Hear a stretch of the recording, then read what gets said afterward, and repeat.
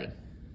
Hey Colin, my name is Brendan. I'll be your physical therapist today. I'm going to palpate through some structures on your back and then along your chest. Is that okay with you? Yep. All right, to start off, if you could just go prone for me. All right. So first off, we're going to start off with the external occipital protuberance. That's going to be the bony prominence on the back of the head. And we're going to have to find the occipital attachment for the trap. So that's going to be this external occipital protuberance and then the superior nuchal line. To find that, you're just going to move laterally and you'll feel the ridges roll over your fingers as you move up and down. And then after that, we're going to find the obliquus capitis superior. So that's going to originate on the transverse process C1. That's going to be a bit difficult to palpate, but we'll move downward and move laterally. And then to try and confirm it, it goes between the superior and inferior nuchal lines. And then Colin, if you could extend your neck and then go ahead and rotate to your right. You should feel that contracting a bit. It's going to be deep to the trap. You go ahead and relax now. And then we're going to find the spinous process of C7. So Colin, I'm going to have you just flex your neck downwards. Yep, and I'll stick out. You go ahead and relax. So that's going to be the bony prominence, and now I need to find the transverse process of C3. So I'm going to make my way up vertebra by vertebra. So this is C7, this is C6, C5, C4, and then C3. And then I'm going to move laterally until I reach the midline of the ear. So make my way laterally, and it'll be pretty anterior on the neck. And then it'll be deep there. You'll feel the bony block, and it should be a bit tender for the patient. And then after that, we're going to find the scapular attachment of the lower trap. So that's going to insert the protuberance along the spine of the scapula. So Colin, I'm just going to take your arm, bend your elbow, and then go ahead and push your elbow towards the table so I'll make the scap stick out a bit. And then I'll find my spine of the scapula. So I got my medial border here, and then along there's a bony protuberance, and that's where your lower trap's going to insert at. And then we're going to make our way down to the inferior border, so you'll have this triangle here.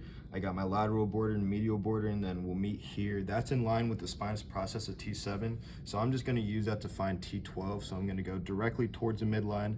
We're at T7, and then we're going to make our way down to T12 to palpate the spinous process. So T7, T8, T9, T10, T11, and T12. That's the last of the thoracic vertebra.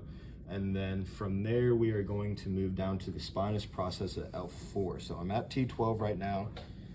Right there is L1, L2, L3, then L4. And then we are going to find the iliocostalis, the lumbar portion. So that's going to originate along the iliac crest here, and then the sacrum. And it's going to run through ribs 6 through 12, and then insert on the transverse process L1 through L5. And just to confirm that we're on it, Colin, if you go ahead and extend your trunk for me, then you'll feel that contract and shorten. Go ahead and relax now. And now, Colin, if you don't mind, I'm going to have you flip over onto your back and go supine. So firstly, we're going to start off with the sternal notch. So we have our clavicles here, and if we work our way towards the midline, you will feel the SC joint where the clavicle articulates with the sternum. And then right there, you'll feel that jugular notch, that divot right at the neck. And then we're gonna palpate the first rib. So I'm just gonna palpate this clavicle here. I'm gonna move a bit superior and then palpate deep there. You'll feel a bit of a bony block. It should be tender to feel.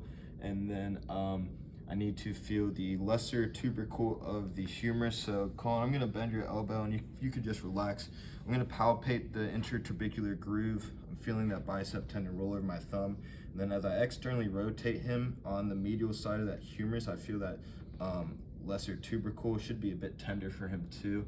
And then I'll feel the tendon kind of roll over my thumb just to confirm I'm in that intertrabecular groove. And then we're gonna find the clavicular attachment. Oh, I'm sorry, I just spit in your face a little bit. My bad. Where was I? The clavicular attachment of the pec major. So that's gonna be on the anterior clavicle. Go ahead and bend your elbow and then put your fist against your hip here. To feel that pec major contract, go ahead and push against your hip. And then you'll feel that contract a bit right there onto the anterior clavicle. You can go ahead and relax. And then now I am just going to have you sit up at the edge of this table.